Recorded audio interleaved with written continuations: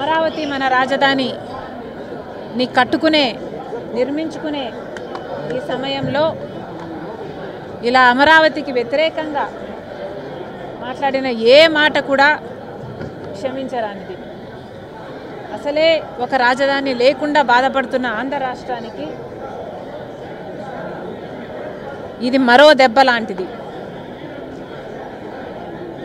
మరి అలాంటప్పుడు అమరావతి మనకంత ముఖ్యమైనప్పుడు, ఆంధ్ర రాష్ట్రానికి ఒక రాజధాని అంత ముఖ్యమైనప్పుడు ఇలాంటి వ్యాఖ్యలు చేయడాన్ని కాంగ్రెస్ పార్టీ ఖండిస్తుంది. ఒక పార్టీకి చెందిన ఒక మీడియా హౌసు, వైసీపీ పార్టీకి చెందిన సాక్షి మీడియా హౌస్లోని ఒక యాంకరు, వాళ్ళు పిలుచుకున్న ఒక గెస్ట్ స్పీకరు ఇద్దరూ కలిసి అమరావతి వేశ్యల రాజధాని అని వ్యాఖ్యానించడం చాలా చాలా దురదృష్టకరం. ఇది ఎవరైనా ఖండించాల్సిన విషయమే. కాకపోతే నాకు ఇక్కడ అర్థం కాని విషయం ఏమిటి అంటే, ఇది ఇంత ముఖ్యమైన పొలిటికల్ అంశం అయినప్పుడు, అంతేకాదు ఒక సోషల్ ఇష్యూ, ఒక పొలిటికల్ ఇష్యూ అయినప్పుడు ఇంత పెద్ద విషయంలో ఒక పొరపాటు జరిగితే మరి ఒక పొలిటికల్ పార్టీ అయినా, ఒక మీడియా హౌస్ అయినా క్షమాపణ చెప్పడము కామన్ డెకోరం. అలాంటిది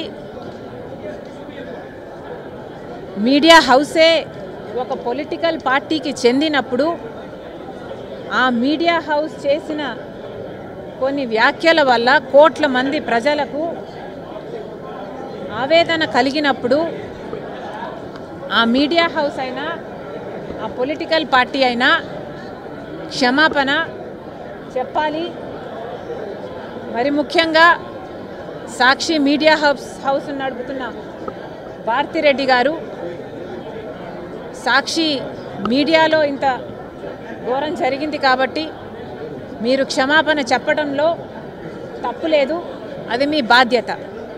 మనం చిన్న పిల్లలకు కూడా నేర్పిస్తాము, ఒక తప్పు చేస్తే తప్పైంది సారీ అని చెప్పునానా అని చెప్తాము. మరి అలాంటప్పుడు ఒక తప్పు జరిగినప్పుడు సారీ చెప్పుకోవడంలో, సారీ చెప్పడంలో నామోషి లేదు. మరి ముఖ్యంగా ఇది ఒక పొలిటికల్ పార్టీకి చెందిన మీడియా హౌస్, అంటే జగన్మోహన్ రెడ్డి గారి వైసీపీ పార్టీకి చెందిన మీడియా హౌస్ అయినప్పుడు జగన్మోహన్ రెడ్డి గారు క్షమాపణ చెప్పడంలో కూడా తప్పు లేదు. ఇంతమంది మనోభావాలను ఇంత ఆవేదనకు గురి చేశారు జగన్మోహన్ రెడ్డి గారు. తప్పైపోయింది, మా ఉద్దేశం అది కానే కాదు, క్షమించండి అనడంలో తప్పు లేదు.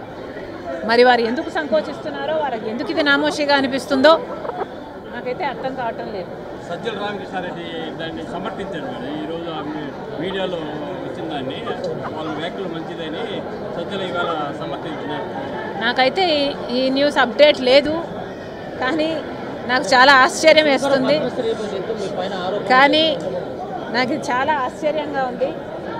ఎవరే కానీ దీన్ని సమర్థించకూడదు, ఇది నిజంగానే ఖండించాల్సిన విషయము. నన్ను అడిగితే క్షమాపణ కూడా చెప్పాల్సిన విషయం.